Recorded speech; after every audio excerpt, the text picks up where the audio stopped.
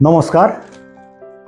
आज म नेपालको आयात निर्यातको वास्तविक अवस्था र नेपाल कहाँ चुकिरहेको छ। हामी आयात निर्यात त गरिरहेका छौँ, हामीले चाहिँ इम्पोर्ट एक्सपोर्ट गरिरहेका छौँ र हामी कसरी हामीले चाहिँ एक्सपोर्टलाई हामीले बढाउन सकिरहेका छैनौँ, हामीले निर्यात कसरी बढाउन सकिरहेका छैनौँ। हामीले चाहिँ यो कुराहरुमा हामीले चाहिँ म केही कुरा गर्न गइरहेको छु। वास्तवमै भन्ने हो भने यदि अहिले हामीले आयात र निर्यातको रेशियो हेर्ने हो भनेपछि 1:10.5 को रेशियोमा देखिरहेको छ।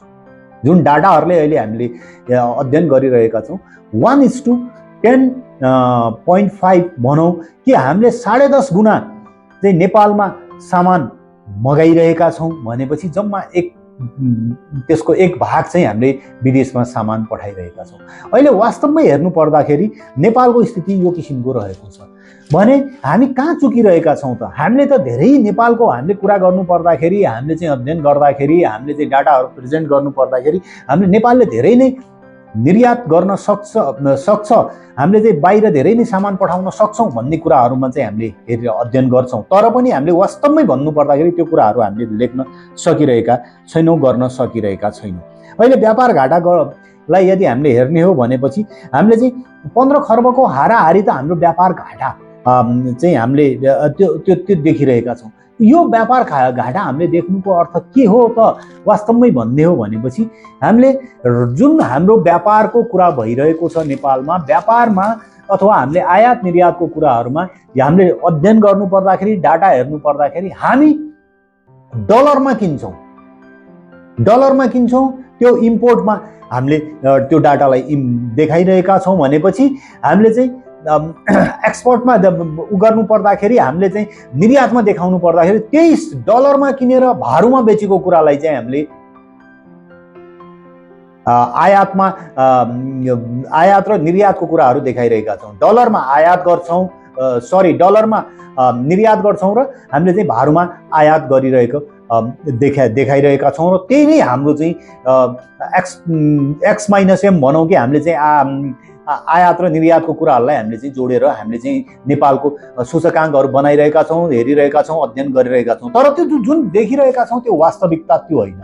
वास्तविकमा भन्ने हो भनेपछि हामीले त्यसरी क्याल्कुलेट नै गर्न मिल्दैन। हामीले नेपालले यसरी क्याल्कुलेट गरे तापनि, आफ्नो डाटाहरु बढी देखिए तापनि, आफ्नो तथ्याङ्कमा केही डिजिटहरु, केही फिगरहरु ठूलो देखिए तापनि त्यो कुरा वास्तविकता हैन। वास्तविकता के हो भन्ने कुराहरु हामीले बुझ्न सक्छौं कि वास्तविकता के हो भने जुन नेपालमै इम्पोर्ट भयो, नेपालमै उत्पादन भएको छ, त्यो उत्पादन भएको वस्तुलाई चाहिँ हामीले बाहिर पठाउँछौं भने त्यस्तो कुराहरुलाई एक्चुअल हामीले चाहिँ एक्सपोर्टको रूपमा लिएर हामीले चाहिँ त्यसलाई चाहिँ एक्सपोर्ट भएको भनेर मान्नु पर्ने हुन्छ। यदि हामीले हेर्ने हो भनेपछि अहिले केही कुराहरु छ जसरी नेपालमा हामीले निर्यात केमा गरिरहेका छौं भन्नु पर्दाखेरि, जसरी हामीले पाम ओइलको निर्यात गरिरहेका छौं, यानको भनौं कि हामीले उनी गलैँचाहरु हामीले निर्यात गरिरहेका छौं।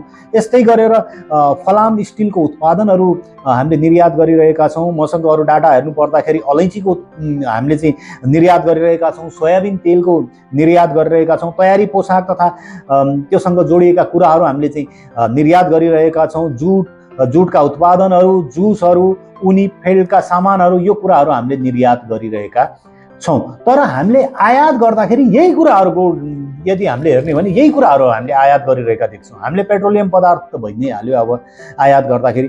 फलाम र स्टिल उत्पादनहरु, किनभने हामीले नेपालमा फलाम र त्यस्तो किसिमको स्टिल उत्पादनहरु हाम्रो देखिएको छैन। हामीले तर पनि त्यसलाई चाहिँ हामीले डाटामा हेर्नु पर्दाखेरि आयात गरेको हामीले चाहिँ देखिरहेका छौं। मेसिनरी पार्टहरु, विद्युतीय सामग्रीहरु, हामीले यस्तै गरेर यातायातका साधन, औषधि, सुन, मल, दूरसञ्चारका उपकरणहरु हामीले चाहिँ यसलाई चाहिँ आयात गरिरहेको हामीले देखिरहेका छौं। भनेपछि हामीले यो कुराहरु हामीले आयात गरिरहेका छौं भने यही कुराहरु हामीले चाहिँ निर्यात गरिरहेको कुराहरु देख्छौं। यदि हामीले नेपालमा राम्रो उत्पादन हुने वस्तुहरूको अध्ययन गर्ने हो भनेपछि नेपालमा राम्रो उत्पादन हुने वस्तुहरूलाई हामीले चाहिँ विदेशमा पठाउन सक्ने यदि हाम्रो हेर्ने हो भनेपछि हामीले धेरै कुराहरूमा यसमा अध्ययन गर्न सक्छौँ। जसरी कि नेपालमा राम्रो उत्पादन हुने कुराहरूमा हामीले जसरी जडीबुटीहरूको कुराहरू हामीले लिन सक्छौँ। नेपालमा भएको जडीबुटीहरूले हामीले चाहिँ विदेशमा राम्रो मार्केट छ, विदेशी बजार राम्रो छ, हामीले विदेशमा बेच्न सक्छौँ। यस्तै गरेर अदुवाहरूको कुराहरू गर्नु पर्दाखेरि हाते कागजको नेपाली हाते कागजको कुरा गर्नु पर्दाखेरि, यस्तै गरेर हाम्रो अल्लोको कुराहरू गर्नु पर्दाखेरि अल्लोको उत्पादनहरूको, अलैँचीको उत्पादन, हाम्रो अगरबत्ती धुपहरू, यस्ता कुराहरू, अब फेल्डको कुराहरू, टेक्सटाइल यार्नको कुराहरू, धनिया बेसार, यस्ता सामान्य कुराहरू जसरी कि अब जङ्गली वनस्पतिहरूबाट हुने चटाई, गुन्द्री, डोको, यस्ता कुराहरू हामीले चाहिँ थुप्रै नेपालमा उत्पादन गरेर विदेशमा लान सक्ने अवस्था हुन्छ। मैले भन्न खोजेको के भनेपछि हामीले जुन तथ्याङ्कको आधारमा हामीले आयात निर्यातको कुरा गरिरहेका छौँ त्यो वास्तविकता छैन। वास्तविकता के हो भनेपछि हामीले नेपालमै पूर्ण रूपमा नेपालमा उत्पादन भएको वस्तुहरू, नेपालमा उत्पादन गरिने हामीले त्यो वस्तुहरूलाई हामीले चाहिँ बेच्न सक्यौँ भनेपछि त्यो हाम्रो क्लियर रूपमा, पूर्ण रूपमा त्यो चाहिँ हामीले चाहिँ निर्यात गरेको त्यसलाई मान्नुपर्छ। हामीले निर्यात गर्नु पर्दाखेरि अब आयात जे गरिए तापनि हामीले निर्यात गर्नु पर्दाखेरि आयात त अब नेपालमा उत्पादन नभएको कुरा हामीले आयात गर्नु नै पर्यो, तर निर्यात गर्नु पर्दाखेरि जो नेपालमा छ त्यो कुराहरूको हामीले निर्यात गर्नु पर्यो। हामीले चाहिँ नेपालमा भएको जडीबुटीहरू, अल्लोको कुराहरू, बेसारको कुराहरू, मैले अघि पनि भने अलैँचीको कुराहरू, यस्ता कुराहरूलाई हामीले चाहिँ राम्रो किसिमको यसलाई चाहिँ प्याकेजिङ गरेर, यसलाई त्यो किसिमको लेबलिङ गरेर, त्यो किसिमको हामीले चाहिँ बनाएर हामीले चाहिँ विदेशमा बेच्न सक्ने अवस्था हुन्छ। र हामीले जुन किसिमको ठुलो उत्पादनको हामीले कुरा गरिरहेका छौँ, ठुला हामीले चाहिँ उत्पादन गरेर फलामको इन्डस्ट्री भनौँ कि यस्ता कुराहरू हामीले चाहिँ इम्पोर्ट पनि गरेको देखिन्छ, एक्सपोर्ट पनि गरेको देखिन्छ। यो कुराहरूलाई हामीले हेर्नु पर्दाखेरि त्यो कुराहरू त्यति चाहिँ दरिलो र हाम्रो चाहिँ अर्थतन्त्रलाई लामो समय टिकाउन सक्ने कुराहरू यो हुँदैन र यो नहुन सक्छ।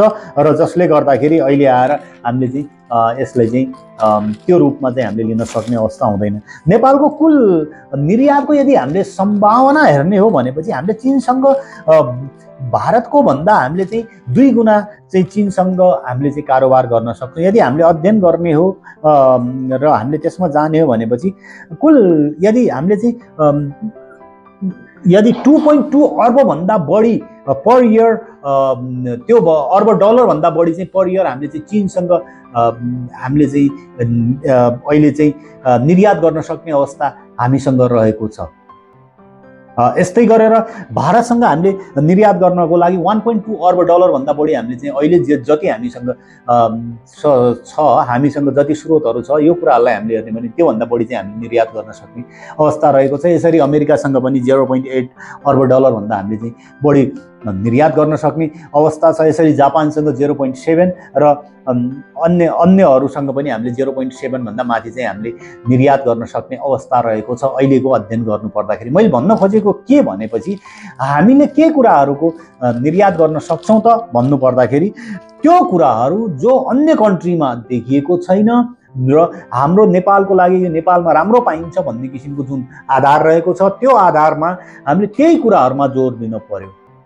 हामीले चाहिँ खालि लेबर र यहाँ प्रोसेसिङ गरेर लेबर कस्ट मात्रै चेन्ज गरेर हामीले चाहिँ त्यही कुराहरू आयात गरेर त्यही कुराहरू निर्यात गर्छौँ भनेपछि त्यो चाहिँ त्यस्तो सम्भव, त्यो चाहिँ वास्तवमै भन्ने भने अर्थतन्त्रलाई लामो समय त्यो टिकाउने त्यो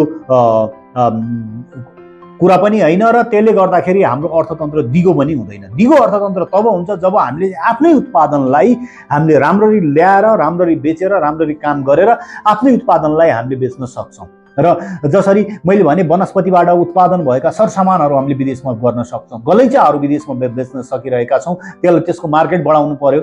हामीले यस्तै गरेर मैले जडीबुटीहरूको कुरा गरेँ, यस्तै गरेर अल्लोको मैले अघि कुरा गरेँ, अलैँचीको कुरा गरेँ, अगरबत्ती धुपहरू, यस्ता साना कुराहरूलाई हामीले मिनी नभएर भनेपछि मिडियम स्केल इन्डस्ट्रीहरू हामीले उत्पादन गरेर त्यो मिडियम स्केल इन्डस्ट्रीहरूलाई हामीले त्यो किसिममा बेचेर त्यो किसिमको त्यसलाई चाहिँ प्रोत्साहन गरेर राज्यको लगानी पनि त्यस्तो ठाउँमा गरेर हामीले चाहिँ यसलाई चाहिँ बढाउन सक्ने अवस्था हुन्छ। र यो कुराहरूले बढाउँदाखेरि हाम्रो चाहिँ जुन अर्थतन्त्रमा जो दिगो अर्थतन्त्र देखिनुपर्ने हो त्यो दिगो अर्थतन्त्र मात्र त्यसले गर्दा देखिन्छ।